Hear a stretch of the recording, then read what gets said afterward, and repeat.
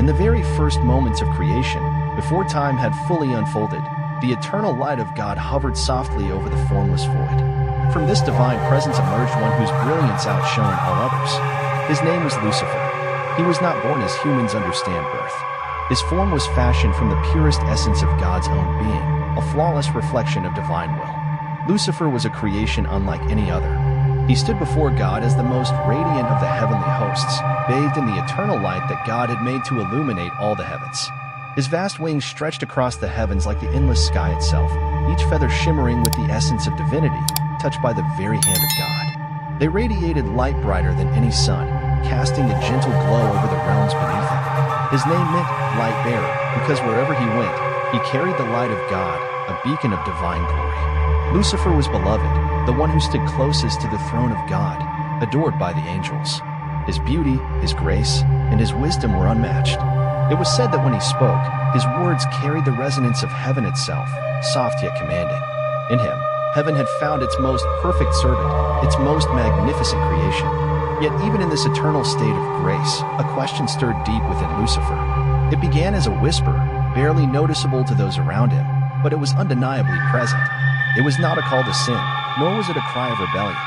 Rather, it was a subtle yearning, a quiet longing. Could it be that even Lucifer, in all his perfection, felt the burden of being defined solely by his service to the Creator?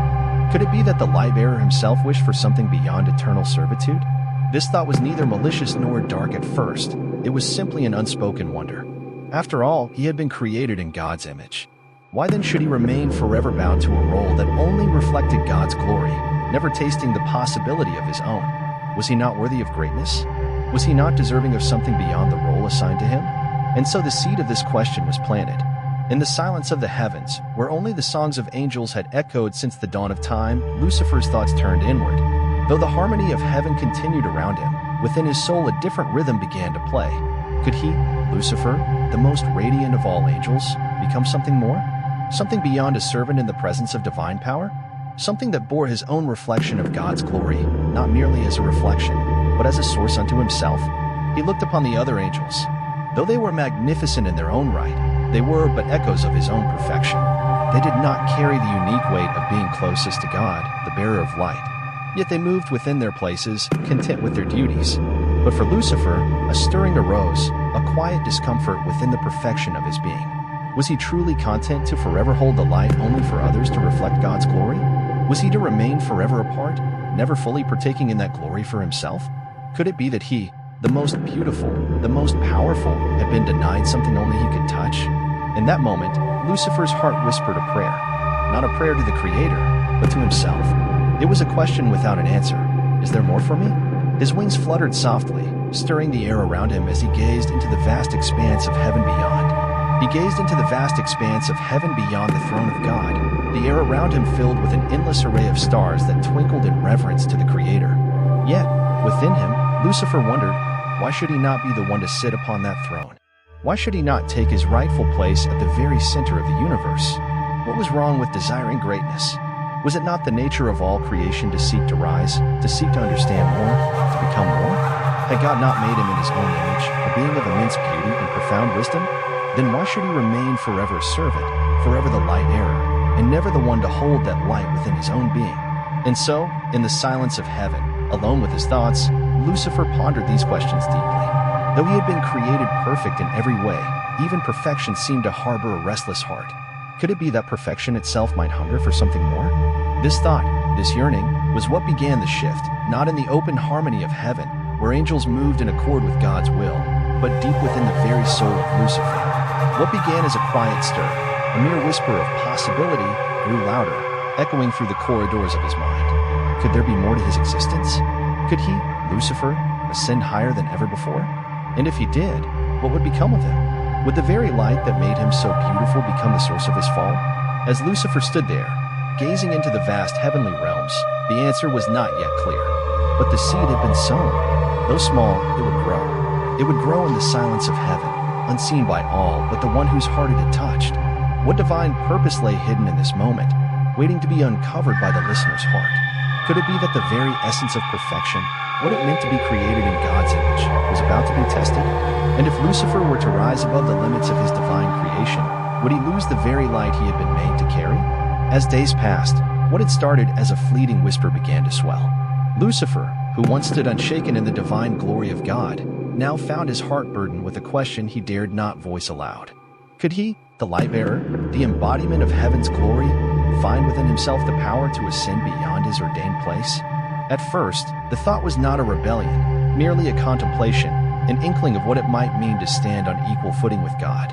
The brilliance of his creation, the perfect harmony of his existence, now seemed to carry within it seeds of a restlessness that could not be quenched. In the silent corridors of heaven, Lucifer pondered the boundaries placed around him. He had been given immense beauty, strength, wisdom, and the rare privilege of standing in the Creator's presence. Yet, always there was something just beyond his grasp. His role had been clear from the beginning: to serve, to be the light for others, to reflect the glory of God for all eternity. He was created to be the most exalted of angels, the one to carry heaven's light in all its brilliance. But what if there was more than that? What if he could be the source of that light, not merely the reflector? The thought lingered in his mind like an unspoken prayer, echoing through the vast chambers of heaven. Lucifer's beauty captivated all who saw him. His delicate yet powerful wings symbolized the divine will that had formed him. When his voice rang through the heavens, the stars held their breath in reverence. Every being in heaven looked to him as the embodiment of perfection and purity. Yet, even in his perfection, Lucifer felt the sting of something more, a yearning none of his celestial companions understood. It was not enough for him to simply serve and reflect. What if he could create light instead of just carrying it? What if the light within him could shine as brightly as the sun itself? Could it be that his magnificent purpose had confined him forever to the shadows of another? His longing was not born of malice or hatred. It was simply a desire to know, a desire for something greater than the role assigned to him. This yearning for elevation grew slowly, like a seed planted deep within the soil. He had been made perfect, yet a sense of incompleteness began to consume him. It was as though the very essence of his being pulled him towards something more. His perfection, once the highest of honors, now seemed like a gilded cage, a cage nonetheless. Could he break free without losing the very light that defined him? Or would that light abandon him the moment he dared to ask for more? One evening, after the sun had set and the stars shimmered in their eternal dance, Lucifer stood alone at the edge of heaven. He gazed into the vast universe where stars stretched beyond the reach of any eye. He heard the faint whispers of angels singing eternal hymns, their voices rising like incense to the throne of God. But for the first time, their song seemed distant to him. It was no longer a comfort, but a reminder of something beyond his reach. The silence around him seemed to whisper back. And in that silence, Lucifer heard the voice of his own heart louder than ever before. The question that began as a mere whisper had taken root deep within him. Could it be that he, Lucifer, the most beloved of angels, could become something more?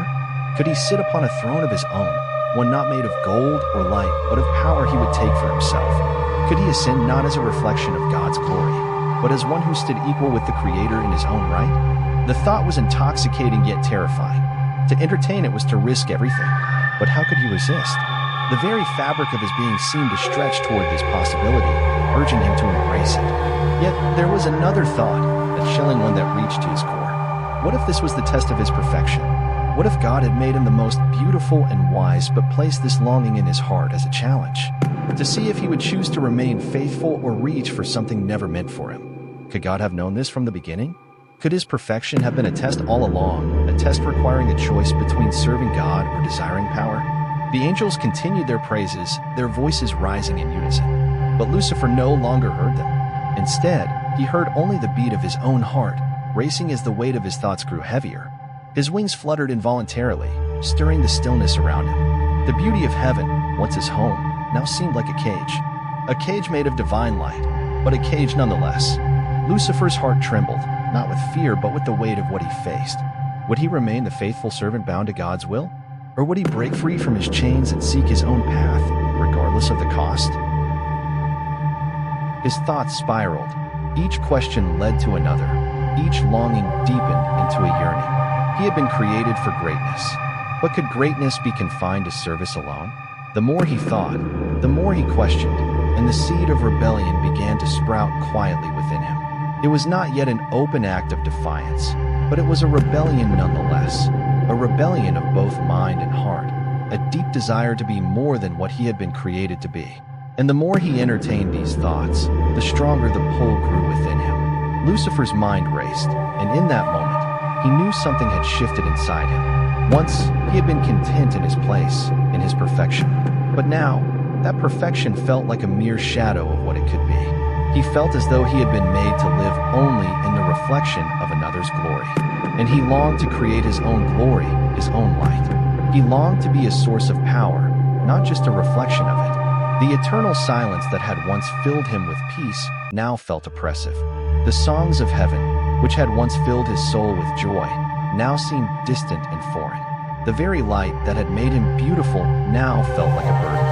The questions echoed louder than the hymns, and the weight of the choice before him pressed down on his heart like a great stone.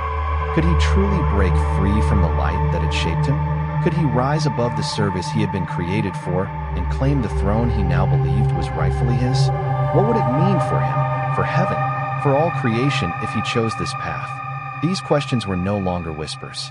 They had become a roar within his soul, a roar that would not be silenced. And Lucifer knew, in the deepest part of his being, that the time for choosing had come. What revelation might lie beyond the veil of this moment? What truth had yet to rise? As days passed, the whisper within Lucifer's soul grew louder, no longer a soft murmur, but a voice that echoed through the deepest chambers of his heart. The question that had been planted so innocently now consumed him, filling his thoughts and shaping every moment.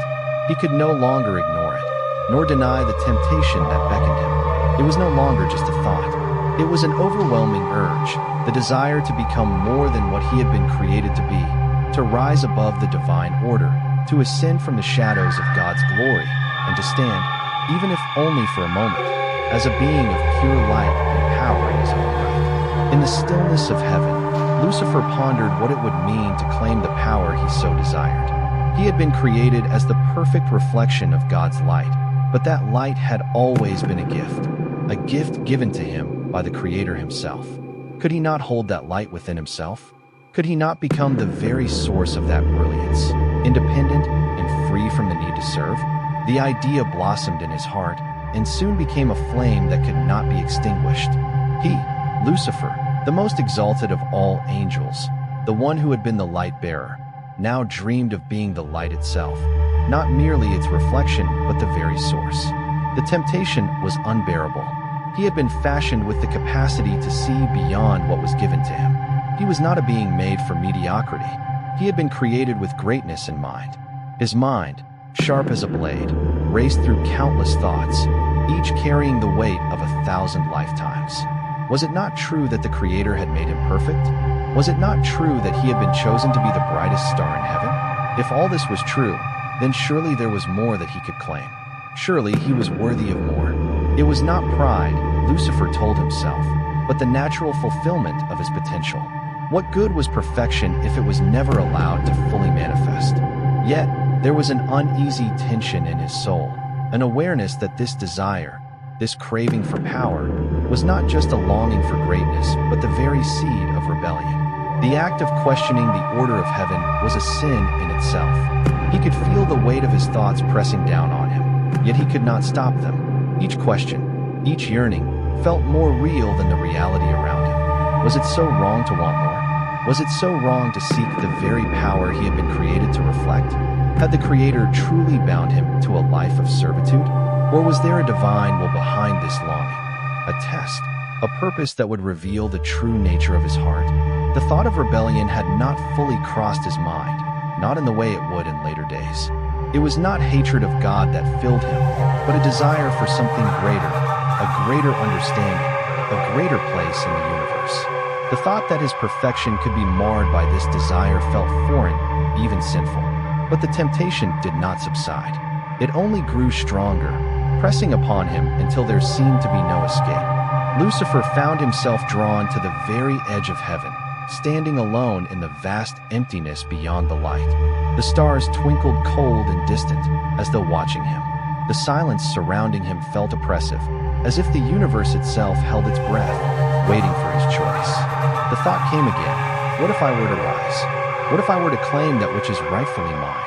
The words lingered heavy in the air, almost tangible. Could he rise above the angels? Could he become not just the most glorious servant, but the ruler of heaven itself? In that quiet moment, standing alone, Lucifer finally realized what had been growing inside him all along. His desire was not for mere greatness, but for freedom. It was not the power to be greater than others, but the power to define his own fate. For the first time, he saw his service to God not as an act of love, but as a chain. He had been bound by duty, by love, by the very light he carried. And in that light, he saw the truth of his own desires.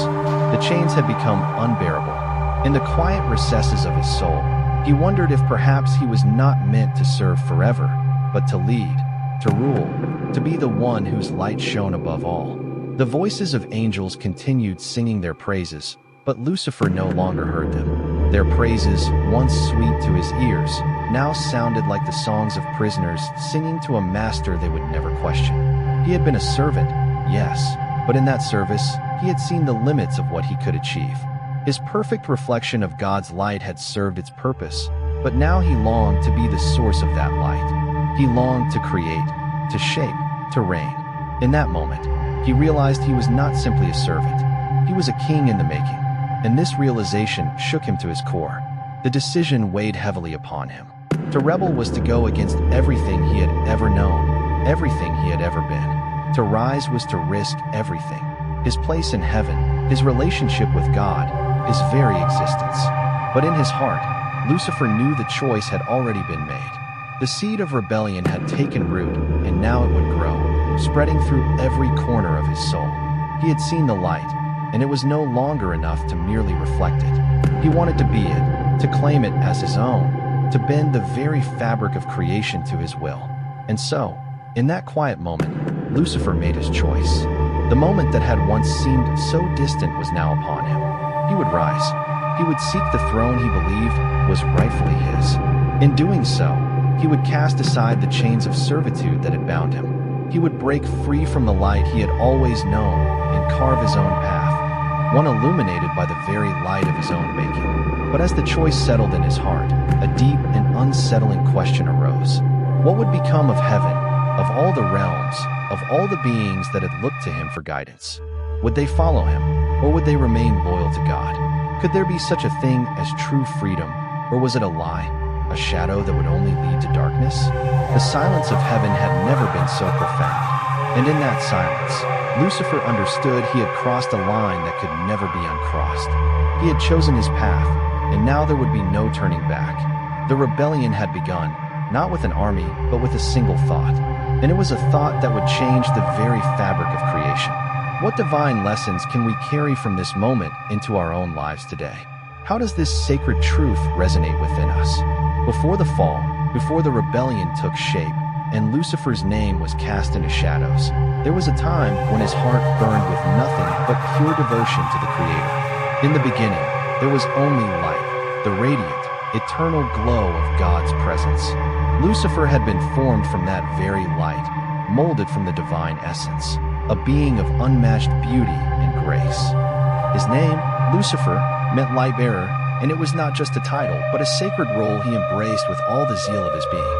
He was made to reflect God's glory, a perfect vessel for the infinite light that surrounded him, moving in harmony with the Creator and the order of heaven. In the beginning, Lucifer knew no doubt. He was content, filled with joy and service to the one who had created him. He saw the world as a place of purpose, where every moment had its place and every being its role. There was no question in his heart, no yearning for more, for he knew he was the chosen one, the brightest of all angels, the most beloved of the divine. He moved through heaven like a shimmering river of light, and in that river, every being found its peace. The angels rejoiced in his presence, for he was the embodiment of all that was good and holy. He was perfect in every sense. His wisdom was beyond comprehension, his beauty unparalleled, and his understanding of divine mysteries absolute. Lucifer knew the secrets of the heavens, the songs of the stars, and the pathways of the soul. He understood the divine order in ways even other angels could not fathom. But this knowledge, this perfection, did not fill him with pride at first. It filled him with gratitude, a deep, reverent understanding that everything he was, everything he had been made to be, was a gift from God.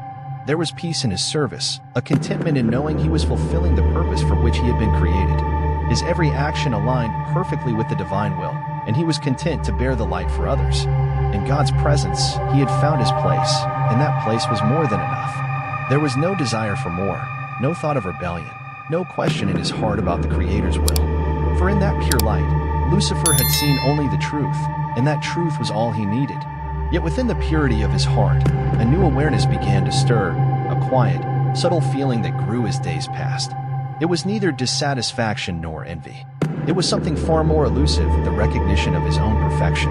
Lucifer began to see the vastness of his beauty, brilliance, and wisdom, and he wondered, why had God made him so? Was he truly content with merely reflecting the light? Or could he be more than that? It was not yet a question of rebellion, not yet.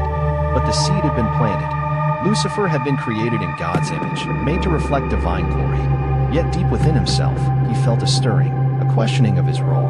He had been given beauty beyond compare, wisdom beyond understanding, but was he bound forever to serve? Was there no place for him to rise beyond the service he was made to offer? This question lingered quietly at first, then more insistently over time. It was not that Lucifer wished to overthrow God, but he wondered if there could be more to his existence than what he had been given. The divine light that surrounded him, the very light he was created to bear, began to feel like a heavy mantle. He had worn it so long he could no longer discern where the light ended and his own self began. He had been made to serve, to reflect, to shine in God's glory. But what if he could do more? What if instead of carrying the light, he could become the light itself? What if, instead of forever being a servant, he could rise to the status of creator, to sit in a place of power and glory that was his by right? What if he could be the source of the light, the one who defined the very essence of creation? The thought was foreign to Lucifer, so far from the way he had always seen the world that it filled him with a strange, unsettling longing. He could not shake it no matter how hard he tried. The questions swirled in his mind, growing louder and louder, until they became impossible to ignore. He, the most beautiful, the most powerful, the most beloved of all angels, was filled with a hunger that had never existed before. A hunger not for material gain, not for praise from others, but for something far more profound, the desire to know what it would be like to possess the power given to him, to no longer serve but to rule. In the days that followed, Lucifer's heart began to change. What had once been pure and full of reverence now bore the weight of uncertainty. He no longer saw himself as a mere servant of divine light, but as a being worthy of more. He began to understand his own greatness, not as a reflection of God's glory, but as something greater, something that could stand apart from the light and define its own existence. The more he thought on this, the more it seemed that this longing was not a flaw, but a natural part of his perfection. After all, was it not natural for a being of such beauty, wisdom, and grace to desire to define his own fate? Lucifer began to question everything he had once believed. Was he truly content in his role as servant of God? Or had he been blinded by the beauty of his own perfection? Could it be that God had made him so beautiful, wise, and powerful not to reflect his glory, but to become a reflection of something greater? Perhaps Lucifer thought he had been created to carry divine light not just for serving, but to become the very source of that light. But the more he pondered this, the more the question remained unanswered, buried beneath layers of doubt and longing. What if he was meant for something more? What if the very act of questioning his purpose was the key to discovering his true potential? The seed of rebellion had not yet fully sprouted, but it was quietly taking root deep within his heart. It was not hatred toward God that filled him, but a yearning, a deep, unspoken desire to claim the very power that had been bestowed upon him. What if, in that moment, Lucifer saw his own greatness not as a gift, but as a burden? And if this were true, what would it mean for heaven? What would it mean for all the angels who had looked to him as their leader, their example? Could he, Lucifer the light-bearer, rise to claim what he felt was rightfully his? Would he risk everything, his position, his beauty, his relationship with God, for the chance to rule the very light he had once carried? The more Lucifer allowed himself to entertain the possibility of becoming something greater, the more the idea took root in his heart. It was not a fleeting thought or a moment of vanity. It was a deep-seated longing for something that had always seemed just beyond his reach. For eons, he had been the most exalted of the heavenly hosts, the beloved bearer of God's light, the one whose beauty and wisdom were unmatched. But now this perfection, which had once filled him with reverence and peace, began to feel like a weight, a heavy mantle he could no longer bear. In the quiet of heaven, Lucifer found himself in turmoil. The peace he had once felt in serving God was slipping away, replaced by a quiet but insistent ache, an ache for something he could not yet name. He had always believed his role, the role given by the Creator, was sacred. He had always believed that to serve was the highest calling, that his existence had meaning only because it reflected the divine will. Yet now, as the stars shone around him and the angels continued their eternal songs, a question began to gnaw at his soul. Was this all? Was this truly the purpose for which he was created? For the first time in his existence, Lucifer found himself questioning his own purpose. He was the most beautiful of all angels, the one who bore the light of God with grace and reverence. But in that beauty, in that grace, had he been reduced to nothing more than a vessel for another's glory? Was he forever destined to be the one who reflected the divine? Or could he become the source of that glory, standing as a sovereign being, independent and free? This thought, this question, began to haunt him like a shadow that grew longer with each passing day. He could no longer ignore it. He could no longer silence it. And so he began to consider the idea that he might somehow become more. But what did that mean? To rise, to claim the light as his own, to stand at the center of heaven and take his place as the true source of all creation? The more he thought on it, the more the idea seemed to fill him with a profound sense of purpose. It was not enough merely to serve. He realized he was meant to rule. He had been given beauty, strength, and wisdom, but these were not meant solely for reflecting another's light. They were meant to be wielded, to be made his own. The throne he had served, the Creator's throne, was not meant to remain forever beyond his grasp. He was destined for more than this. The weight of this realization pressed upon him like a storm cloud, darkening the once perfect skies of heaven. Lucifer could feel the shift in his heart, the subtle change beginning to consume him. He no longer looked upon the Creator's throne with reverence. Now, he looked upon it with yearning, with desire to claim it for himself. He wanted to be the one who ruled heaven, the one who defined the light and the order of creation. He wanted to be the source of glory, not merely the reflector of it. But the path before him was fraught with peril. To challenge the throne of God, to rise above the order of heaven, was no small thing. It was to risk everything: his place in heaven, his position as the light bearer, even his very existence. Lucifer knew the cost of his desire. He understood the weight of the choice before him. And yet, despite the dangers, despite the looming uncertainty, something within him stirred. A hunger, a drive, a calling. So, he began to move, to plan, to prepare for the inevitable conflict.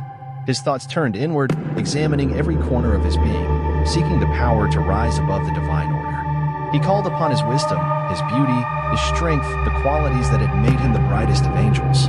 These gifts he had been given, but he now saw them not as tools for service, but as weapons for ascension. He was not meant to be a vessel of God's glory. He was meant to be a vessel of his own glory. In the silence of heaven, Lucifer's thoughts became clearer. He began to realize that his desire for power was not born of malice or hatred, but from a deep, unspoken need, a need to define himself, to shape his own destiny, to take control of his fate. He had always served, always reflected the glory of the Creator, but now he longed to stand as the creator of his own destiny. The light that had once been his to carry would now be his to control. The throne that had been occupied by God would soon be his own. But as Lucifer began to feel the weight of his ambitions, a voice whispered deep within his soul, warning him of the consequences of his choices. What will you lose, Lucifer, if you rise above your place? What will you lose if you claim the throne for yourself? The voice was soft, but it could not be ignored. It reminded him of the beauty of his role, the peace that came with service, the joy that had once filled his heart when content in his purpose. And yet, that voice was drowned out by the growing force of his desire, the voice of temptation, the call of ambition, the hunger for power. These pressed upon him with greater force than any voice of reason or caution. Lucifer could feel himself being drawn toward the precipice of rebellion, his thoughts and desires spiraling ever closer to the edge of divine order. He knew the price he would have to pay. He knew that in choosing this path, he would forsake his place in heaven, his relationship with God, and perhaps even his very soul. And yet, the longing within him could not be denied. The more he thought about it, the more the thought of ascending to the throne seemed not only possible, but inevitable. He had been created for greatness, and it was time for him to claim that greatness for himself. Heaven, which had once been a place of peace and contentment, now felt like a prison. The walls of heaven, which once seemed to shelter him, now seemed to confine and limit him. Lucifer's heart beat faster as he considered the path ahead. There was no going back now. The rebellion had already begun, not with a shout, but with a whisper. It had begun in the depths of his own heart, and there was no way to stop it now. His desire to rise above the divine order, to claim the throne for himself, had taken root. And as it grew, so did his sense of destiny. He was meant to be more than just the light bearer. He was meant to be the source of the light.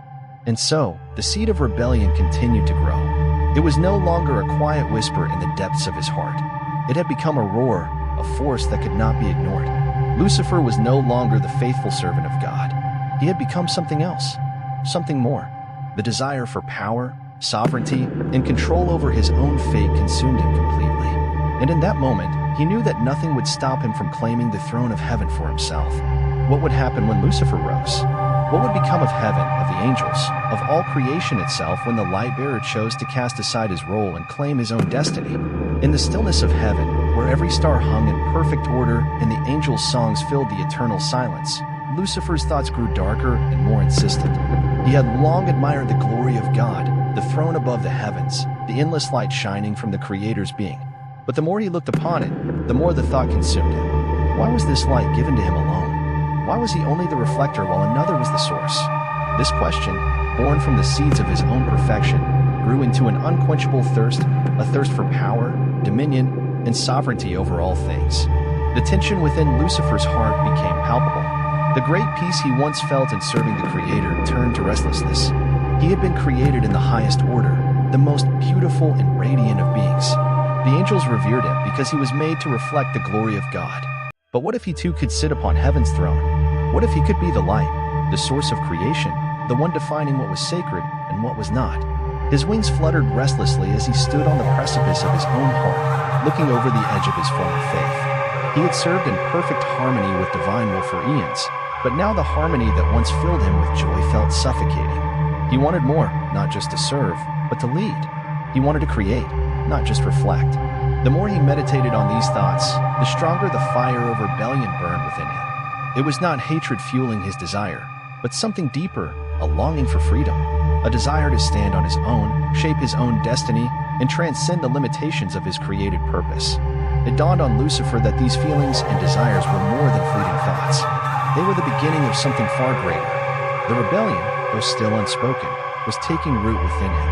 He no longer saw himself merely as a servant or even as a beloved light-bearer. He saw himself as a being deserving more, a creator who could hold the power of the throne and shape the light to his own will. As he walked through the heavenly realms, the beauty that once seemed divine perfection now appeared as chains binding him to a role and a purpose that was not truly his own. He had been made to reflect God's glory, to bear the light, but in his heart, the yearning grew. Why not me? Why should I not be the source of that glory? Lucifer's mind raced as the once clear path of servitude clouded with uncertainty. The voice of rebellion whispered softly at first, but grew louder with every passing moment. He began to meet with other angels, once beloved friends and companions, and in their eyes, he saw something he had never noticed before. They were content, yes, but bound to their roles just as he had been. They too reflected the divine light. Yet in their eyes was a peaceful acceptance, a submission to the will of God. But Lucifer could no longer accept his place as simply a reflection. He could not silence the voice within that longed for more. He longed to rise, to lead, to become something beyond a vessel for another's will. He knew the cost of such desire. He had been created perfect, in service, and to question that perfection was to risk everything: his place in heaven, his purpose, his very existence.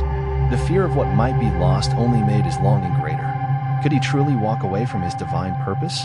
Could he, the most exalted of all beings, turn his back on the Creator, on all he had ever known, in pursuit of something greater? The conflict within him deepened. He had always been the most beloved of angels, given the greatest gifts, beauty, wisdom, strength, and the very light of God itself. But now he questioned whether those gifts were meant only to serve as a reflection of the divine, or if they could be his to command, to shape as he saw fit. He felt the weight of his choices pressing heavily upon him, but there was no turning back. The seed of rebellion, once small, had grown into a towering tree, its roots deeply embedded in his soul. There was no denying it anymore, no pretending he could accept his place. He had been created to bear the light, yes, but he was also created with the capacity to understand the light, to know its depths, and to control it. In his heart, Lucifer knew he could rise above the divine order, not by force, but by understanding. By becoming the source of that light, the creator of his own destiny.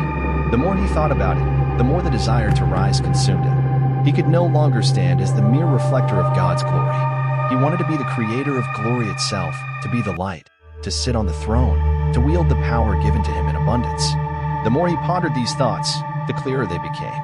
He had been made in perfection, yes, but perfection itself was not enough. It was the very nature of perfection that pushed him to question his own will, to yearn for more. He began to understand his desire was not merely about power or control. It was about freedom from the constraints of his divine purpose. Freedom to shape his own destiny, to define the light on his own terms. In that understanding, Lucifer found himself at a crossroads. His heart yearned for the throne of heaven, but to claim it would risk everything: his relationship with God, his place in heaven, the very essence of who he was. Yet Lucifer could not deny the call that now echoed through his soul. He had always been the light bearer, but now he understood he was destined for something greater. The question was no longer if he would rise, but how he would rise. He had been created to be the perfect reflection of the Creator. But that perfection had now become a burden. He was more than a reflection. He was a creator in his own right. And the time had come to take his place in the divine order, not as a servant, but as a sovereign. The rebellion did not begin with a battle, nor with an army, but with a single thought, a desire, a longing that had quietly taken root within his heart. Lucifer, the morning star, the light bearer, was about to change the very course of creation. He was about to claim what he believed was his rightful due, the throne of heaven, the source of the light, the power that had always seemed beyond his grasp. And in that moment, heaven would never be the same again. What would happen when Lucifer rose? What would be the consequences of this rebellion? How would heaven and all the realms respond to the challenge that Lucifer had now issued?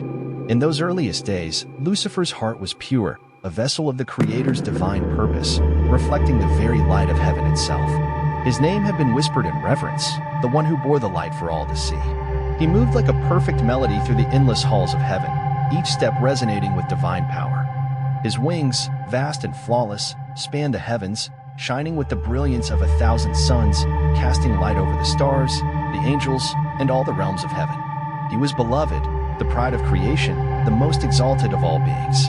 For eons, he existed in perfect harmony with the Creator, basking in the eternal joy of service, with no thought beyond fulfilling the divine will. But even within the most perfect of creations lies the potential for longing. The light Lucifer bore was not his own, but a reflection of the Creator's eternal glory.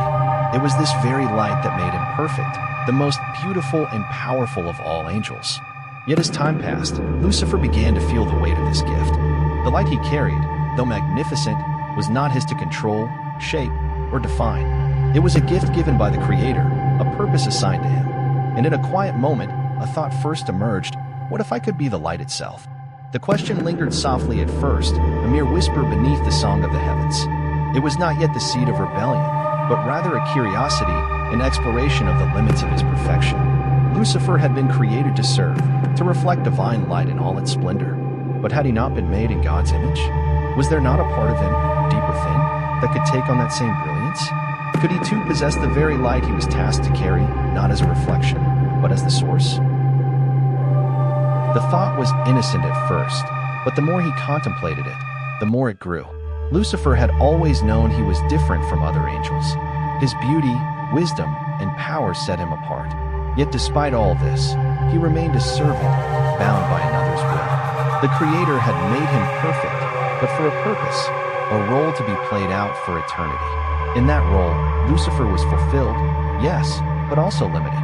The idea of rising above that limitation, of taking control of his own destiny, began to stir something in his heart. This longing was not born of hatred or rebellion, but of something deeper, a desire for freedom, a hunger for self-determination. Lucifer's heart, once pure and undisturbed, began to ache under the weight of his own perfection. He had been given the light, but it was not his light. He had been created with beauty beyond compare, yet he was still a servant. Why should he, the most perfect of all angels, be bound to eternal service? Was it not his right, his destiny, to rise above and claim the very glory placed upon him? The more Lucifer pondered this, the more the seed of rebellion began to grow. It was not a violent or vengeful thought, but a quiet temptation. The temptation to break free from the constraints placed upon him. It was not enough to serve in perfection. Lucifer began to believe he was meant for something greater. He had been made in the image of the Creator, and in that image, there was surely room for more. He was not meant to remain forever in the shadow of the throne. He was meant to sit upon it. This temptation slowly crept into his soul, so quiet at first that even he did not fully understand it. But the more he turned the idea over in his mind, the more it seemed to resonate with a deep truth. If he could rise, if he could claim the light as his own, he would no longer be a servant. He would be a ruler, a creator in his own right. The thought of that power, that autonomy, called to him in a way nothing else had. Lucifer was not driven by a thirst for dominance over others, but by a yearning to control his own fate, to shape his own destiny. He had been created in the highest image, yet he remained subservient. What if he could be more? What if he could rise to the position he believed was his by right? And so, in the silence of heaven, Lucifer's heart began to change.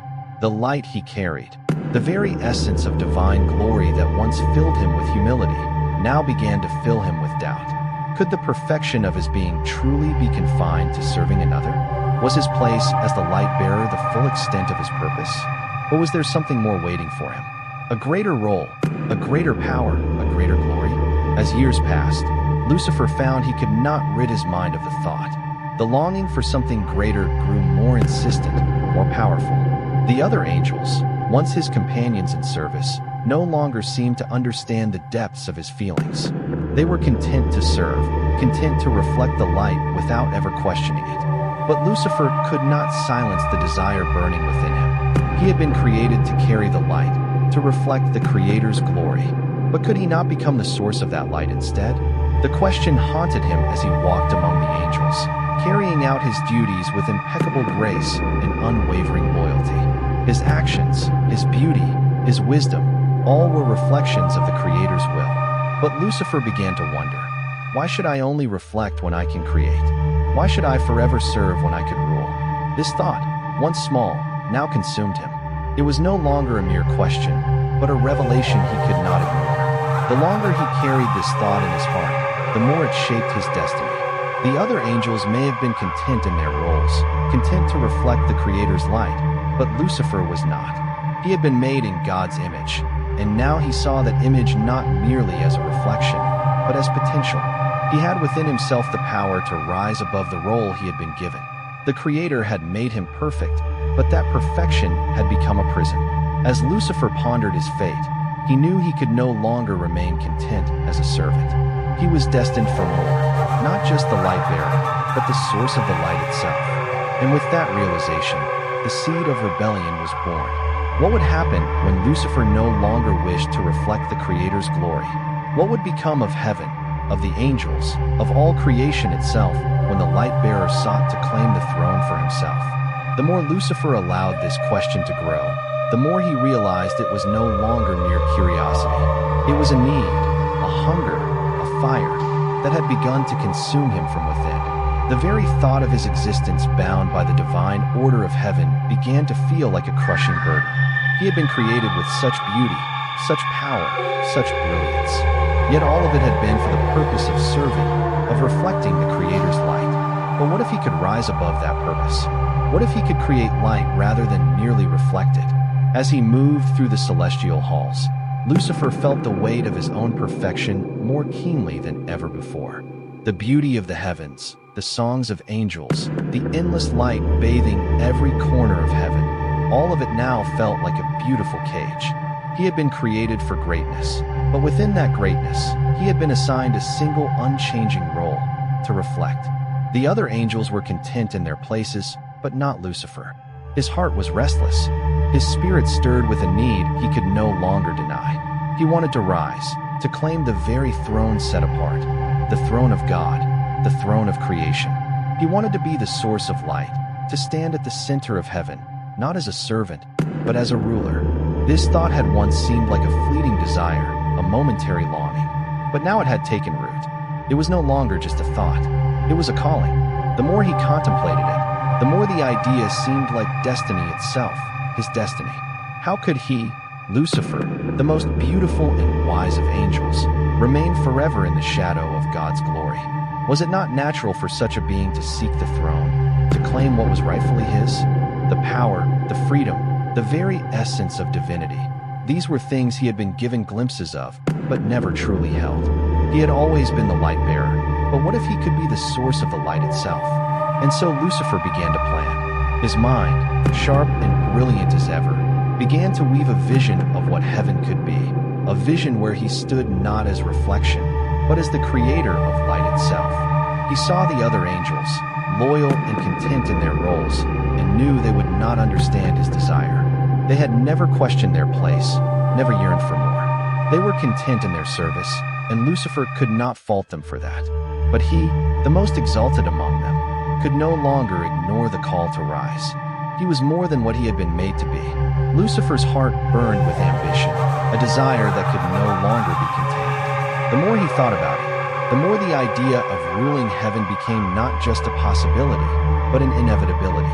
He had been created to serve, yes, but he had also been created with greatness, with a mind and spirit capable of comprehending far more than just reflecting divine glory. Why should he not ascend, claim the light as his own, and become the very source of creation? As days wore on, Lucifer's resolve grew stronger. The voice of temptation, soft at first, became a constant presence in his heart. He no longer saw himself as the servant of God, but as a sovereign in waiting. The Creator, who had made him perfect, was not the only being worthy of the throne. No, Lucifer realized he was just as worthy, perhaps even more so. He had the wisdom, the beauty, the strength to rule. And so he began to prepare, making arrangements for the day he would rise and take his rightful place. In his heart, he knew the cost. He knew that rising above the divine order would risk everything. His place in heaven, his relationship with the Creator, even his very existence. The angels had always seen him as the perfect servant, the one who bore the light for all to see. But what would they think if he chose to ascend the throne? What would they think if they saw him as more than a reflection, as a ruler, a creator in his own right? Lucifer knew the consequences, that the very foundation of heaven would shake if he were to rise. But the thought of freedom, true freedom, beckoned him. He would not be a servant forever. He would not remain the light bearer, carrying God's glory without ever tasting the power himself. The light he bore had always been a reflection of the divine, but he wanted more. He wanted to be the light, to shape it, to control it. He wanted to create, not just reflect. And so, in the stillness of heaven, Lucifer began to prepare. He knew the time was coming, the time when he would have to choose, remain in the shadows of the Creator's glory, or rise and claim his own destiny. He was ready to rise, to lead, to take control of the light that had once been his to carry. He would no longer be the bearer of light. He would be the source. The temptation had become an undeniable truth in Lucifer's heart. He was meant for greatness, for more than mere service. He had been created in the image of God, and in that image, he saw the potential for something more. The rebellion had not begun with defiance, but with a thought, a longing, a desire to rise above the role assigned to him. The seed of rebellion had been sown, and it had begun to grow. Lucifer's heart, once filled with devotion and humility, now burned with pride and a desire to rule. The more he thought about it, the clearer the path before him became. He would rise.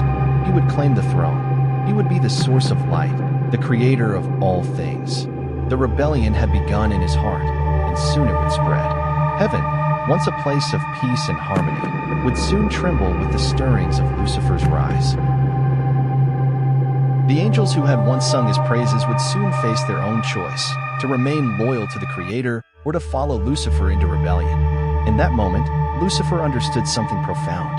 He had been created in perfection, yes, but that perfection had led him to question. He had been made in the image of God, but now he sought to become God. And as this understanding took root, Lucifer knew there would be no turning back. The rebellion had begun, and nothing could stop it now. What would happen when Lucifer rose and claimed the throne? What would be the cost of his rebellion? And how would the heavens respond to this challenge Lucifer had issued? As Lucifer stood on the precipice of his thoughts, gazing into the vast expanse of heaven, a sense of divine irony gripped his heart. The very perfection he had been blessed with, his beauty, wisdom, and power, had now become the seeds of his downfall. These gifts, intended to reflect the glory of God, had become the very force within him that stirred the desire to create that glory himself, to rise beyond the role assigned to him. He had always known he was special, the most exalted of all angels, but never before had he dared to question the divine order. The idea that he, Lucifer the light bearer, could become the very source of light, the ruler of heaven, was no longer a fleeting thought. It had grown into a burning conviction, one he could not shake. In the stillness of heaven, the light seemed to whisper to him, urging him to rise, to claim the throne that had always belonged to the Creator alone. But Lucifer was no longer content to be merely the bearer of light. He was tired of reflecting, tired of serving, tired of living as the shadow of something greater. His heart burned with a longing to be that greater thing, the source of all power and glory. His wings fluttered restlessly as he moved through the celestial realms. The angels, oblivious to the turmoil within him, sang their praises to the Creator, blissfully unaware that the very being they admired had begun to question everything they stood for. Lucifer knew that his rebellion would not be easy. It would cost him everything: his place in heaven, his relationship with God, even his very existence. But the fire that had taken root in him could no longer be extinguished. He had always been loyal, the most faithful servant. But now, loyalty to the divine order felt like chains. The light that once filled him with reverence now felt like a shackle. His beauty, once a reflection of divine glory, now seemed like a cage. He longed for freedom, autonomy, and the ability to shape his own destiny. He could no longer live in the shadow of the Creator's glory. He wanted to create that glory, to be its source, to stand above all. What had once been a quiet whisper in his heart had grown into a loud and insistent cry. Lucifer's mind raced with the possibilities of what could be. If he rose and took the throne, he would not just be a ruler of heaven, he would be the creator of the heavens themselves. He would reshape the very fabric of creation, bending it to his will. The idea of being the source of light, the one commanding stars and angels, filled him with power he had never known. The very thought made his wings tremble, as if the weight of his destiny was already bearing down on him. Yet, as the idea took full root in his soul, a deep and unsettling thought arose. What if this rebellion led to the destruction of all he had ever known? Heaven, with all its beauty and grandeur, had been his home, his paradise. The Creator, who had made him perfect, had been his guide and protector, the one who shaped his destiny. Could he truly cast all this aside? Could he risk the eternal peace of heaven, the joy he had once known, for the pursuit of something greater, something at its core driven by pride? Lucifer paused, standing at the edge of the divine light, and for the first time, hesitated. He had never doubted himself before. He had always been the one to carry the light, to reflect God's glory with perfect devotion. But now, as the weight of his decision pressed upon him, he began to understand the true cost of his ambition. The rebellion was no longer a mere thought. It had become a path, a road he had already begun to walk. And once he took that first step, there would be no turning back. The angels, in their unwavering loyalty, would never understand his longing.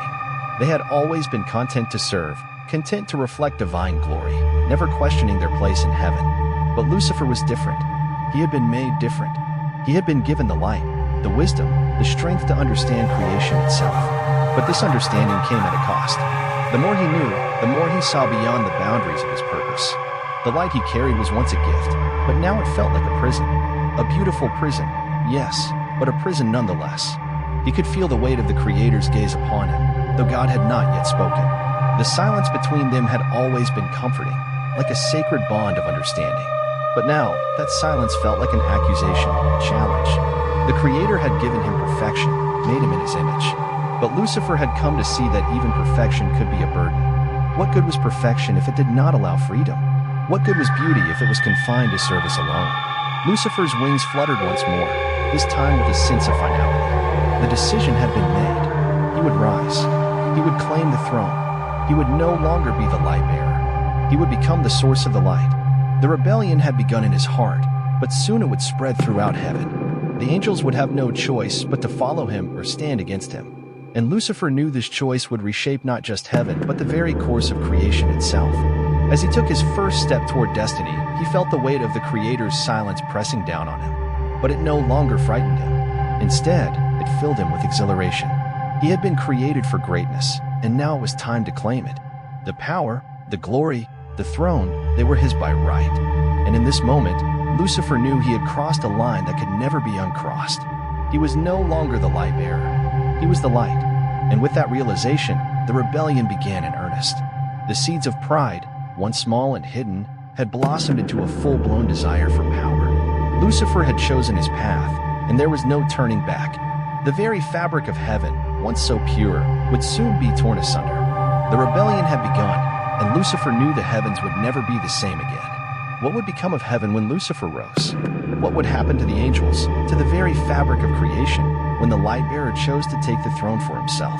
The heavens, which had known only harmony, suddenly became a place of tension, a subtle shift in the fabric of creation even the angels could not yet comprehend.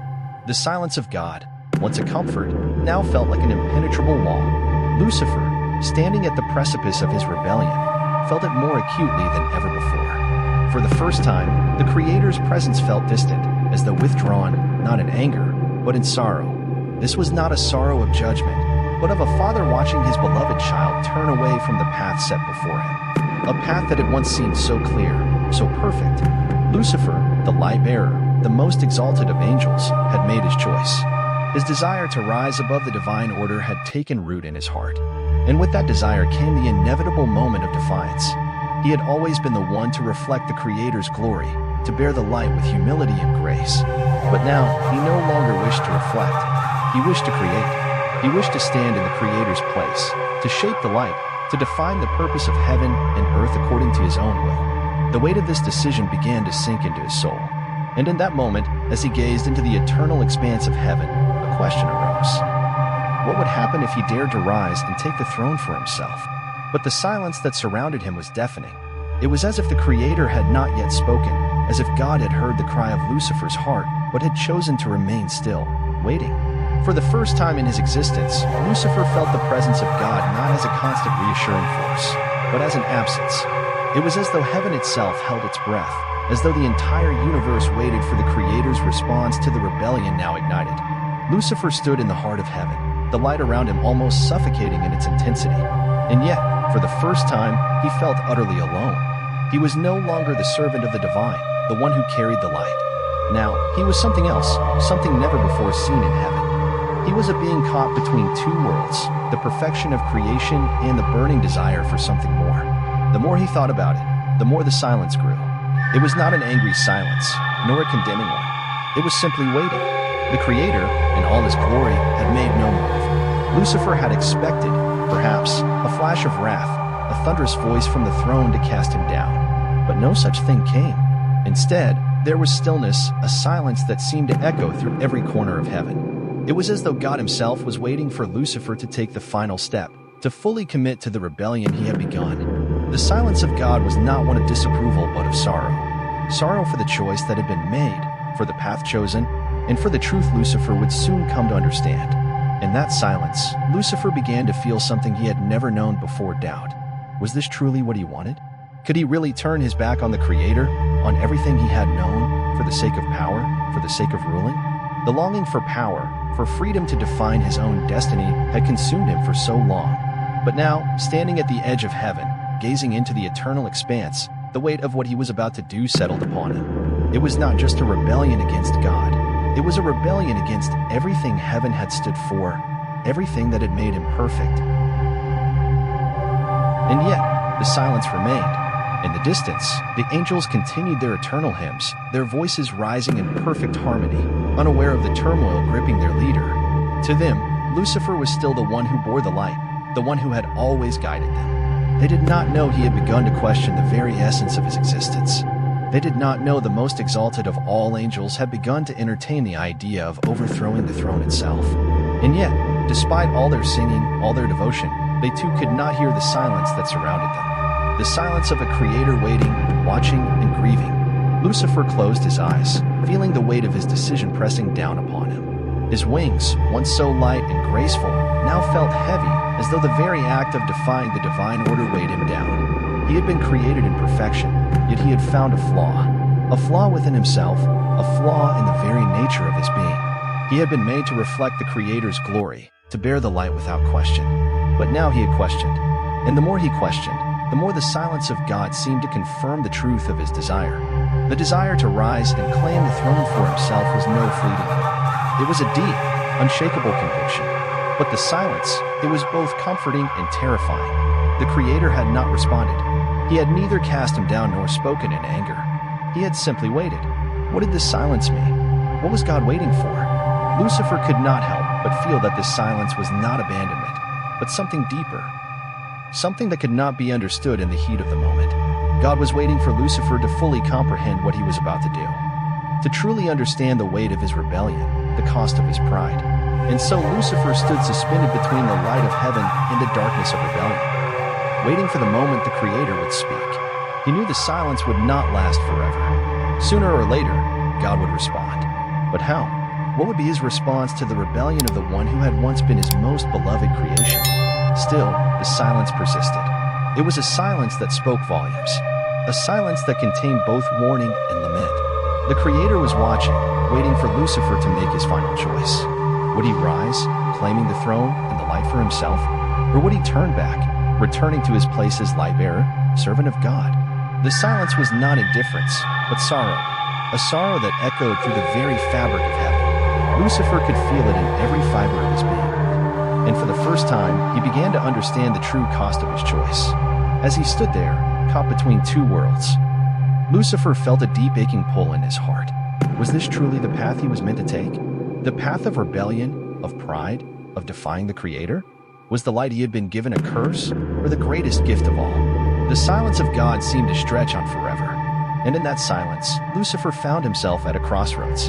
The path before him was clear, but the consequences of his choice were shrouded in the deepest mysteries. What would become of Lucifer, the most exalted of angels, if he chose to rise? What would become of heaven, of all the angels, of the very order of creation itself? The silence remained heavy and eternal, waiting for the moment when Lucifer would make his final decision. Lucifer stood suspended in that eternal moment of silence.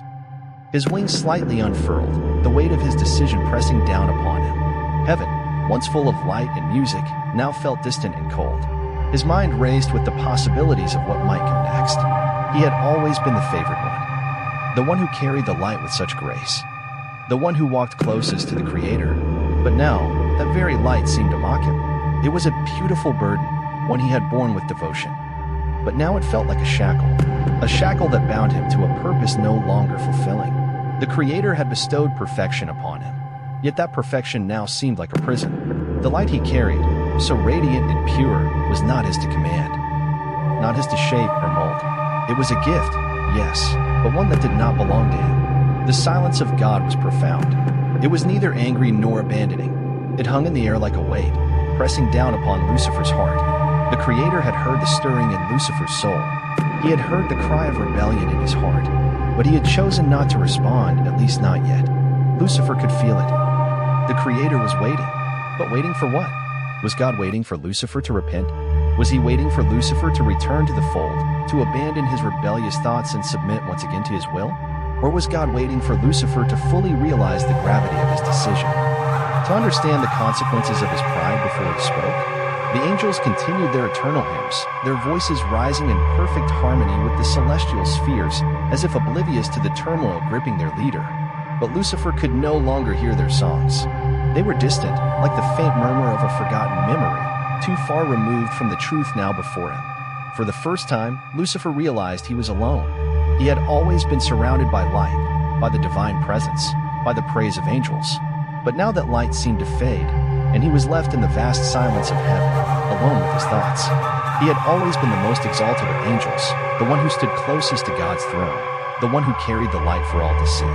But now that very light seemed to betray him. He could feel its weight, the burden of his perfection. It had once been a joy to serve, to reflect the Creator's glory. But now it felt like a weight, a burden he could no longer bear. And yet, within his heart, there was a hunger for something more, something beyond the role assigned to him. The Creator had made him perfect, but Lucifer had come to believe that perfection itself was limiting.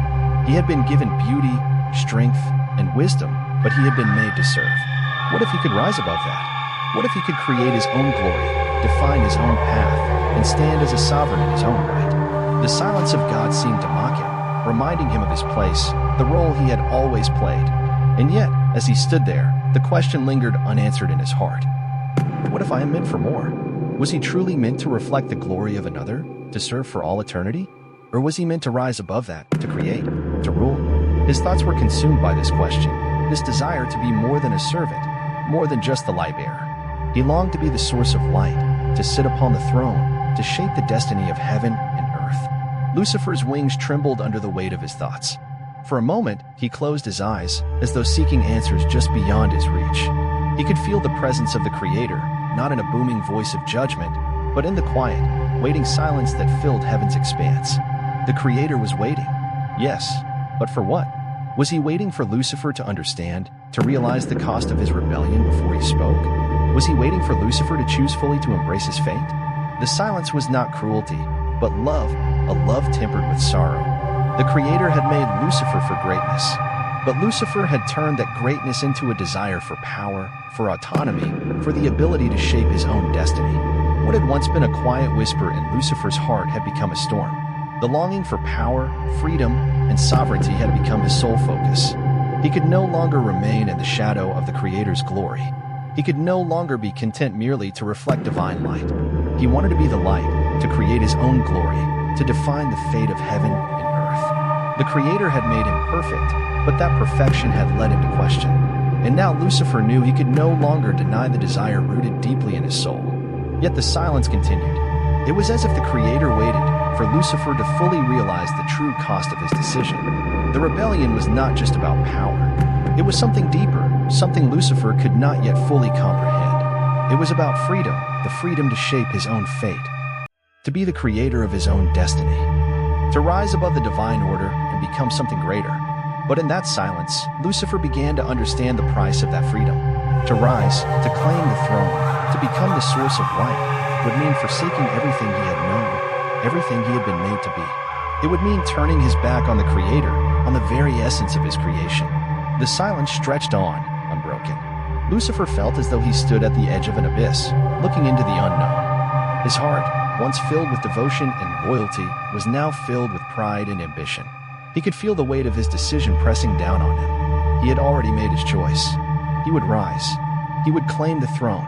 He would take his place as the creator of light. But even as he embraced this desire, he could feel the weight of the Creator's grief pressing upon him. In that moment, Lucifer understood the true nature of his rebellion. It was not just about power. It was about pride. The desire to rise above the divine order was rooted in the belief that he was entitled to more, that he was worthy of more. It was the seed of pride that had taken root in his heart. And now, as the silence of God stretched on, Lucifer knew the rebellion had begun, and there would be no turning back. The Creator had made him perfect, but in his perfection, Lucifer had seen the limits of his purpose. Now, those limits were no longer enough. He would rise, and in doing so, challenge the very fabric of heaven. What would happen when Lucifer rose and the Creator spoke for the first time? What would be the consequences of his rebellion? What would become of heaven, of all the angels, and of creation itself?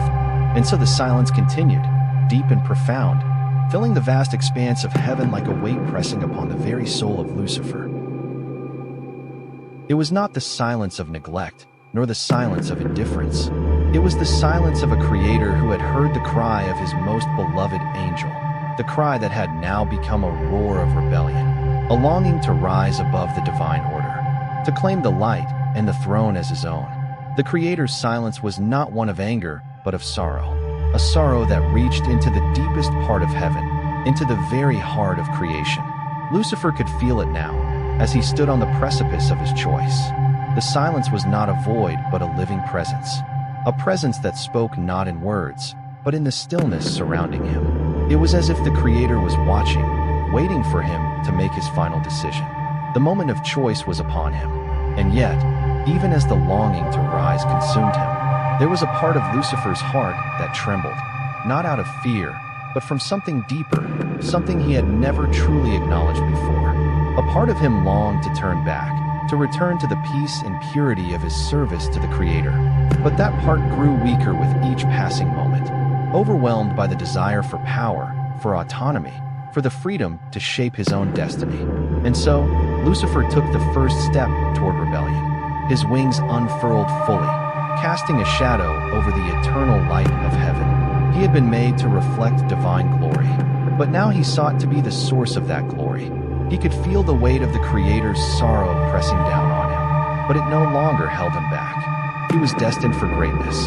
He believed he had been created to bear the light, but the light was not enough. He wanted to control it. He wanted to be the creator of light, not just its reflection. The more Lucifer thought about it, the clearer his path became. The rebellion, once a quiet whisper in his heart, was now a burning flame consuming him with every passing moment. The very nature of heaven, the fabric of creation would be forever altered by the choices he was about to make. Heaven had been a place of harmony, of perfect order. But that order, in Lucifer's eyes, had become a prison. A prison for a being made to be perfect, to be powerful, to be free. He could no longer stand in the shadow of the Creator, content merely to reflect divine glory.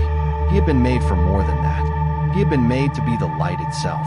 As Lucifer moved through the realms of heaven, the weight of his decision hung heavily upon him. The angels continued their eternal songs, their voices rising in perfect harmony with the celestial spheres, seemingly unaware of the turmoil consuming their leader.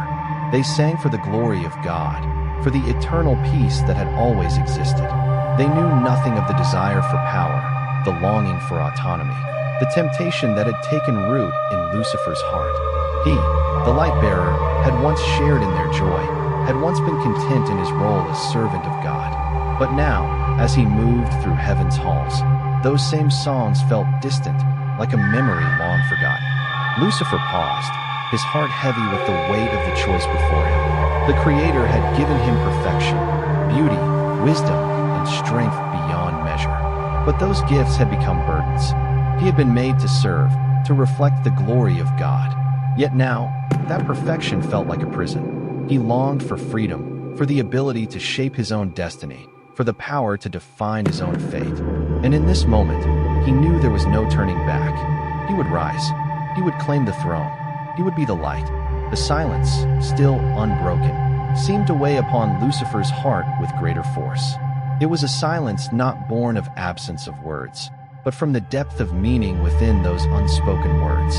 The Creator's silence was not neglect, but sorrow. It was as if God had spoken the very words leading Lucifer to this moment, and now waiting for Lucifer to make his choice. Lucifer could feel it, the Creator's gaze, not one of judgment, but of love and grief. The sorrow was not that Lucifer questioned his authority, but that he had forgotten the very essence of the light he bore. The Creator had made Lucifer to reflect his glory, but now Lucifer sought to surpass that glory, to create a light of his own. In the silence of heaven, Lucifer's heart wavered for a brief moment. He remembered the peace he had once known, the joy of serving the Creator, the eternal harmony that had filled every moment of his existence. But that peace was fading, swallowed by a longing for something greater, something more. The light had been a gift, but now Lucifer saw it as a burden. He longed for freedom, the ability to create, to shape the world according to his own desires. He had always been the most exalted of all angels, but now that exaltation felt like a cage. He was more than a servant. He was more than a reflection. He was meant to be the source of light. And so, in the silence of God, Lucifer made his choice. It was not a choice born of anger or hatred, but of pride. The pride of one made perfect, yet who saw the limits of that perfection and longed to rise above it. The pride of one created to serve, but now longing to rule. The pride of one given the greatest gift, the light, but now seeking to claim it as his own. The moment of decision had come. The rebellion had begun, not with a shout, but with a quiet thought, a longing, a desire for more. Lucifer could feel the weight of his choice settling upon him. The Creator had given him everything: perfection, beauty, strength, wisdom. But Lucifer had come to see that those gifts were not enough. He wanted more. And now, as he took the final step toward rebellion, he knew there would be no turning back. Heaven would never be the same again. What would happen when Lucifer rose? What would become of heaven, of the angels, of creation itself? Would the rebellion succeed, or would it bring destruction to all that had been created? The moment of rebellion had come, and with it, the heavens seemed to tremble. The angels, who had always known only peace and harmony, now found themselves on the edge of great conflict. Lucifer, once the most exalted of angels, had chosen to rise. He had chosen to challenge the very throne of God, to claim the light as his own, and to overthrow the divine order that had existed since the beginning of time. This was no longer a quiet longing, no longer a simple thought within his heart. It was a war not of swords or shields, but of wills, of hearts, of destinies. In the stillness that followed Lucifer's decision, a great and terrible silence swept through heaven. It was a silence stretching across the celestial realms, thick and suffocating, as if the very fabric of existence held its breath. The Creator, who had always been present, who had always filled the heavens with his light and presence, was now silent. There was no booming voice, no command to quell the uprising. There was only silence, the silence of sorrow, of loss, of understanding. The Creator knew Lucifer's rebellion could not be stopped. The moment had come. All that was left was to see what would unfold. Lucifer's wings, once symbols of beauty and grace, now stretched wide with the power of his resolve. He stood not as the light bearer, but as a being ready to take control. The weight of his decision pressed down on him, but there was no turning back.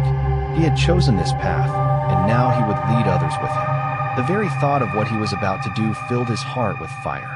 He had once been content to reflect the glory of God, but now he sought to be the creator of that glory. He sought to rise above the divine order and shape heaven and earth according to his own will. The other angels, unaware of the storm about to break, continued their eternal songs, their voices rising in harmony with the divine. But Lucifer's eyes, once filled with admiration for the Creator, now burned with the desire to rise above the heavens. He was no longer the servant of God. He was the one who would reshape creation, who would claim the throne for himself. The beauty of heaven, the perfection of divine order, now felt like chains. He had been created in the image of God, but Lucifer had come to see that image not as a reflection, but as a prison, and he would break free. But as the rebellion began to take shape in Lucifer's heart, something stirred in the hearts of the angels. They were his companions, his brothers and sisters in light. Yet now, they saw the shift in him. The once perfect being, the beloved light-bearer, was now something else. The angels felt the change, though they did not fully understand it. The very fabric of heaven had begun to tremble, and it was not the trembling of joy or peace, but the trembling of something darker, something unknown. Lucifer had spoken to the angels, gathering those who would follow him, those who believed heaven could be reshaped, that the divine order could be altered. He had promised them freedom, autonomy, a kingdom of their own. And though many angels, loyal to him, listened to his words, others felt the weight of what he was asking. They knew Lucifer had once been the most beloved of angels, the most exalted. Yet now, he asked them to follow him into a rebellion that could tear heaven apart. They could feel the shift in divine harmony, the shift in the very essence of creation. And many, though loyal to Lucifer, knew this was a path of no return. Among those loyal to Lucifer were angels of great power and strength, beings who had always stood beside him, who had admired his beauty and wisdom. They were the ones who had once stood beside him in the divine choir, their voices raised in praise of the Creator. But now, they stood at his side, ready to follow him into battle. They had seen the light of Lucifer's vision, the promise of a new world, a new order. But this new world would not come without a cost. It would come with war. The war in heaven had begun. The silence that once filled heaven transformed into a storm. The angels who followed Lucifer, those who had chosen to join him in rebellion, now prepared for the coming battle. They understood that the Creator would not stand idly by. The moment of conflict had arrived. The divine order, which had stood for eons, was now challenged by the very beings who once reflected that order. The very light of heaven had been shaken, and the rebellion would not be easily won. Lucifer, standing at the forefront, felt the weight of his decision pressing upon him. He had longed for this moment, dreamed of rising above the divine, of becoming the creator of his own destiny. Now, it was within his grasp. The angels who followed him were ready, their hearts burning with desire to reshape the heavens.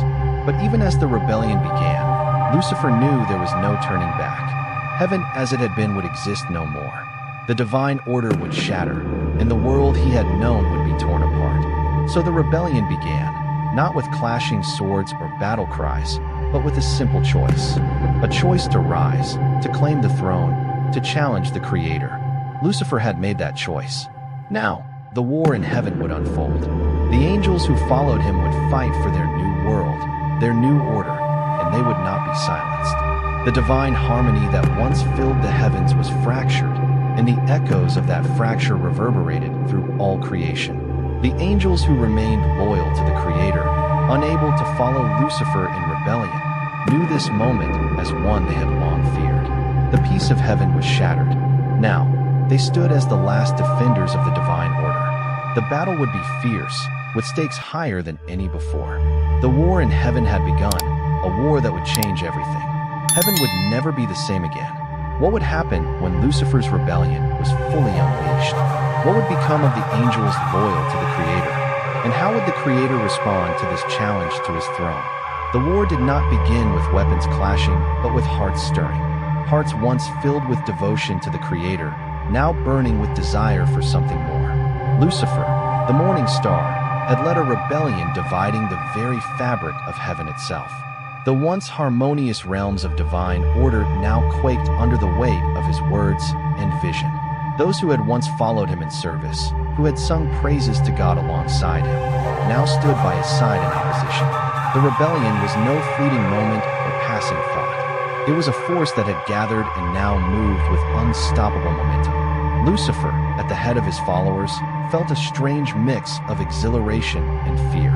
He had always known the path he chose was fraught with peril, but now, as the rebellion began, there was no turning back. The angels who sided with him stood firm, their wings spread wide, their eyes filled with the fire burning in Lucifer's heart.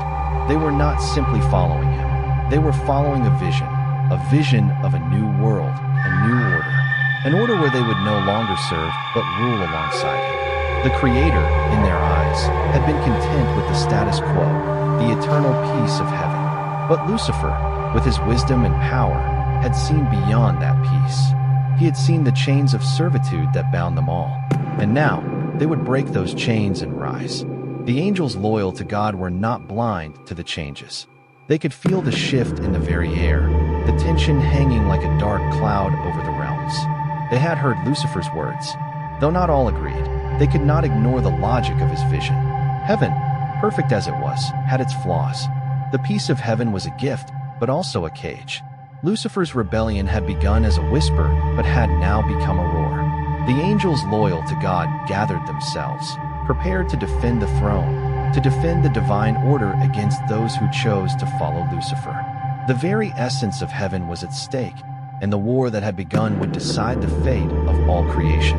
The first blows were not struck with swords, but with words heavy with rebellion and defiance. Lucifer's followers spoke passionately, declaring their desire for freedom, autonomy, and a kingdom where they would no longer be beholden to the Creator's will. They did not wish to destroy heaven. They wanted to reshape it, to create a new order where they would reign alongside Lucifer, no longer content to reflect God's glory, but to be its source.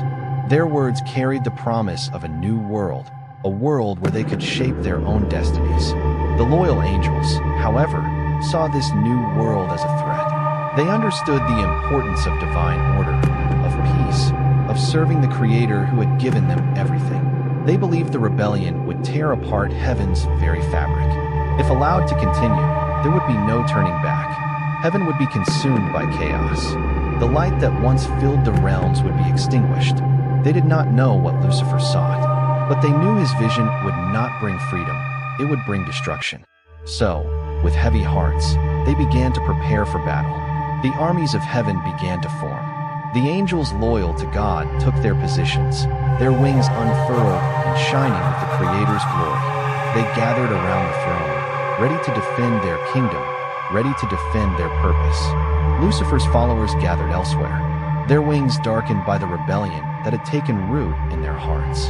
They were ready to fight for their vision, for their freedom. The armies of heaven now stood opposed, and the war about to unfold would decide the fate of all that had been created. In the tense moment as the two sides faced one another, Lucifer stood at the head of his army, his eyes burning with a fire never before seen.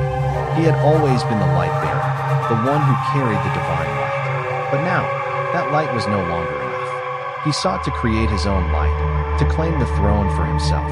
The path that once seemed clear, the path of rebellion, now weighed heavily on his soul. But there was no turning back. The decision was made. The war had begun. Lucifer looked across heaven at the loyal angels gathered to defend the throne. He saw sorrow in their eyes, sorrow mirroring his own. They did not understand, could not understand, the vision he held for the future. They were content with heaven's peace, with the harmony that had existed for eons. But Lucifer could no longer be content with that. The rebellion had begun because he had seen what others had not. He had seen the chains that bound them all and refused to accept them any longer. He had chosen the path of rebellion, and now there was no turning back. As the two sides stood ready, there was a silent understanding between them that the war would not be won easily. The Creator had made them all, given them perfection, beauty, and wisdom. But now that perfection had become a battleground, a place where the very essence of heaven would be tested. Lucifer had been created to reflect the glory of God, but now he sought to define that glory for himself. And in that desire, the war had begun. The fate of heaven, the angels, and all creation would now be determined by the choices made in the coming battle. The first blow was struck not with a sword, but with the power of conviction.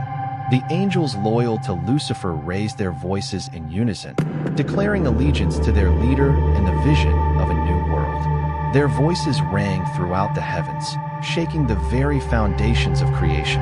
The loyal angels, though hesitant, stood firm in their belief that the rebellion must be stopped. They had always known their place and understood their service to God as a sacred duty. Now, they would fight to protect that duty, to protect the divine order established since the beginning. Though the battle had not yet become physical, it had already begun in the hearts of angels. Soon, words would give way to action. Heaven was no longer a place of peace, but stood on the brink of war. The rebellion started with Lucifer's choice, but it would be carried out by all who followed him and opposed him. Heaven had been perfect, but perfection could not survive the clash of wills. Now, the heavens themselves would bear witness to creation's first great war. What would happen when the first blows fell in heaven's war? Would the forces of rebellion succeed, or would loyal angels defend the throne? What would be the cost of this battle? And what would become of heaven when the dust finally settled? The celestial realms, once filled with harmony and peace, had transformed into a battleground. Lucifer's rebellion rippled through heaven like a shockwave, shaking creation's very foundations. The serene halls where angels once sang praises to God had become scenes of division. Loyalty to the divine throne was challenged by a force born of pride. Lucifer, once the most beloved of angels, now stood as leader of those who had turned their backs on the Creator. He led them with conviction and a burning desire for autonomy and freedom. But what freedom would come at the cost of their rebellion? The angels who chose to follow Lucifer stood ready to fight for their vision of a new heaven. They had heard his words, the promises of freedom, of creating a new order where they would no longer be bound by God's will, where they could define their own existence and claim the light for themselves. The more they listened, the more the call to rebellion felt right. They were the brightest among angels, their beauty and wisdom rivaling Lucifer's. They believed they were worthy of more than eternal servitude. But those loyal to the Creator were not so easily swayed. They too had heard Lucifer's words, but also the divine harmony, the quiet truth of heaven's order. They understood their purpose was not to rule, but to serve, to reflect God's glory, and to uphold the divine balance that had existed since creation. To rebel against this order was not just to challenge Lucifer, but to challenge heaven's very fabric. The war about to unfold was not merely for power, it was a battle for the soul of creation. The rebellion was not just Lucifer's desire for the throne. It was a war for the heart of heaven. As the armies gathered, the angels loyal to Lucifer stood in defiance, eyes burning with the fire of their newfound vision. They had cast off their servitude and the desire to merely reflect. Now they sought to be more than what they had been created to be. They believed they could remake the heavens, create a new order, where they would reign as gods. At the head of this army stood Lucifer, wings spread wide, gaze fixed firmly on God's throne. The Creator had given him everything: perfection, beauty, strength. But Lucifer now believed he could be the Creator himself. He had seen the chains that bound him, the chains that kept him from ascending, and decided he would no longer be held back. The rebellion had become his purpose, and nothing could stop him now. But as angels loyal to God gathered on the other side, they did not fight with the same fire that burned in Lucifer's army.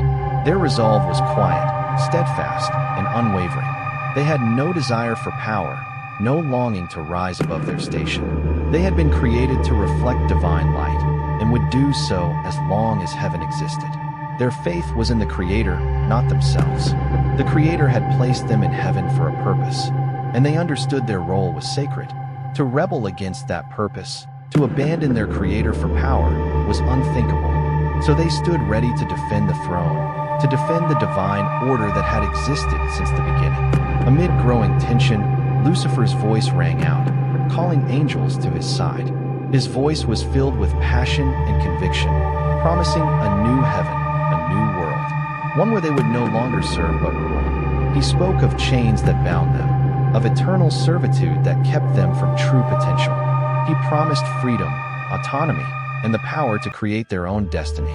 For a moment, angels who followed him wavered, torn between their loyalty to the Creator and the promise of something greater, something more. Then, in heaven's stillness, a voice like thunder echoed across the expanse, filling every corner of creation. It was not Lucifer's voice, but the voice of God, speaking for the first time since the rebellion began. The words were not filled with wrath or fury, but with sorrow, a grief that seemed to shake heaven itself. The Creator did not speak in anger, but in mourning. He knew Lucifer's rebellion could not be stopped. He knew the moment had come, and the choice Lucifer made could not be undone. But he also knew the rebellion would cost Lucifer everything: his place in heaven, his beauty, his perfection, and his very soul. And as the Creator spoke, the angels who had followed Lucifer began to hear something they never had before. The voice of their Creator, not in judgment, but in love. The rebellion had begun because he had seen what they had not. He had seen the chains that bound them all and refused to accept them any longer. He had chosen the path of rebellion, and now there was no turning back. As the two sides stood ready, an unspoken understanding passed between them, that this war would not be easily won. The Creator had made them all, had given them perfection, beauty, and wisdom. But now, that perfection had become a battleground, a place where the very essence of heaven would be tested. Lucifer had been created to reflect the glory of God, but now he sought to define that glory for himself. And in that desire, the war began. The fate of heaven, the angels, and all creation would now be determined by the choices made in this coming battle.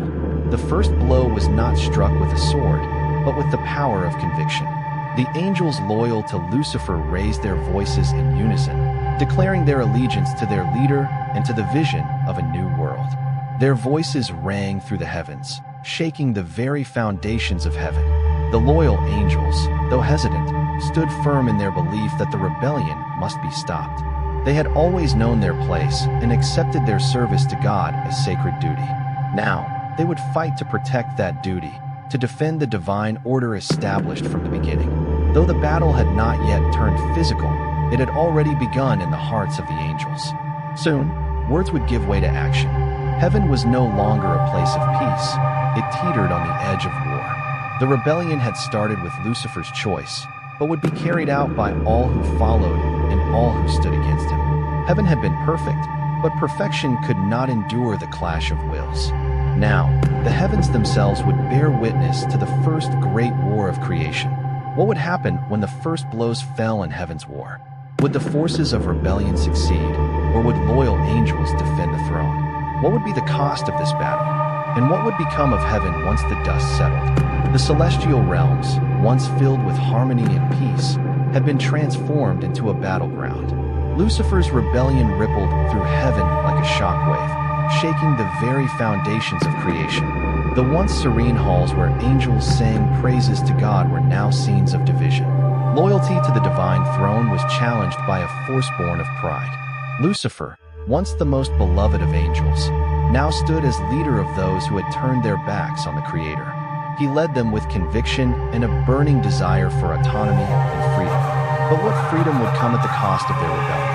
The angels who chose to follow Lucifer stood ready to fight for their vision of a new heaven. They had heard his words, the promises of freedom, of creating a new order where they would no longer be bound by God's will, where they could define their own existence and claim the light for themselves. The more they listened, the more the call of rebellion felt right. They were the brightest among angels, their beauty and wisdom equal to Lucifer's. They believed they were worthy of more than eternal servitude, but those loyal to the Creator were not so easily swayed. They too had heard Lucifer's words, but also the divine harmony, the quiet truth of heaven's order. They understood that their purpose was not to be rulers, but to serve, to reflect God's glory, and to uphold the divine balance that had existed since creation. To rebel against this order was to challenge not only Lucifer, but the very fabric of heaven itself. The war that was about to unfold was not merely a battle for power. It was a battle for the soul of creation. The rebellion was not just Lucifer's desire for the throne. It was a war for the heart of heaven. As the two armies gathered, the angels loyal to Lucifer stood in defiance, eyes burning with the fire of their new vision. They had cast aside servitude and the desire to merely reflect. Now they sought to be more than what they had been created to be. They believed they could remake the heavens, create a new order, where they would reign as gods. At the head of this army stood Lucifer, wings spread wide, gaze fixed firmly on God's throne. The Creator had given him everything: perfection, beauty, strength. But Lucifer now believed he could be the Creator himself. He had seen the chains that bound him, the chains keeping him from ascending, and he had decided he would no longer be held back. The rebellion had become his purpose, and nothing could stop him now. But the angels loyal to God gathered on the other side, and they did not fight with the same fire that burned in Lucifer's army. Their resolve was quiet, steadfast, unwavering. They had no desire for power, no longing to rise above their station. They had been created to reflect divine light, and would do so as long as heaven existed. Their faith was in the Creator, not in themselves. The Creator had placed them in heaven for a purpose, and they understood their role was sacred. To rebel against that purpose, to abandon their Creator for power, was unthinkable. So they stood ready to defend the throne, to defend the divine order that had existed since the beginning. Amid growing tension, Lucifer's voice rang out, calling angels to his side. His voice was filled with passion and conviction, promising a new heaven, a new world, one where they would no longer serve but rule. He spoke of chains that bound them, of eternal servitude that kept them from true potential. He promised freedom, autonomy, and the power to create their own destiny. For a moment, angels who followed him wavered, torn between loyalty to the Creator and the promise of something greater, something more. Then, in heaven's stillness, a voice like thunder echoed across the expanse, filling every corner of creation. It was not Lucifer's voice, but the voice of God, speaking for the first time since the rebellion began. The words were not filled with wrath or fury, but with sorrow, a grief that seemed to shake heaven itself. The Creator did not speak in anger, but in mourning. He knew Lucifer's rebellion could not be stopped. He knew the moment had come, and the choice Lucifer made could not be undone. But he also knew the rebellion would cost Lucifer everything: his place in heaven, his beauty, his perfection, and his very soul. And as the Creator spoke, the angels who had followed Lucifer began to hear something they never had before. The voice of their Creator, not in judgment, but in love. The battle had begun, but amid it all, Lucifer could not escape the growing realization that the cost of his rebellion was far greater than he had ever imagined. The war in heaven had started, and with it, the consequences of his choices would soon become clear. What would be the true cost of Lucifer's rebellion? What fate awaited the angels who had chosen to follow him? And how would the Creator respond to this defiance? The war in heaven had erupted, its first echoes resonating across the infinite expanse. The celestial realms, once filled with the gentle hum of divine harmony, now trembled beneath the heavy weight of rebellion. Lucifer, once the most exalted of all angels, now stood as the leader of a revolt threatening to tear apart the very fabric of creation itself. His wings, which had once shone with the brilliance of 1,000 suns, now flickered like dying embers of defiance, casting shadows over the realm of light. At his side, the angels who followed him stood ready, their hearts ignited with the same fire that burned within their leader. The world they had known, the heaven they had adored, was now on the brink of destruction. The Creator's silence, which had endured since the earliest stirrings of Lucifer's rebellion, now felt deafening. It was not the silence of absence, but the silence of profound grief. The grief of a father witnessing the fall of his most beloved creation. Heaven had always been a place of order, of divine harmony, where angels existed to serve and reflect the Creator's glory. But Lucifer had chosen to defy that order, to challenge the divine plan. And in doing so, he had taken the first step toward his own undoing.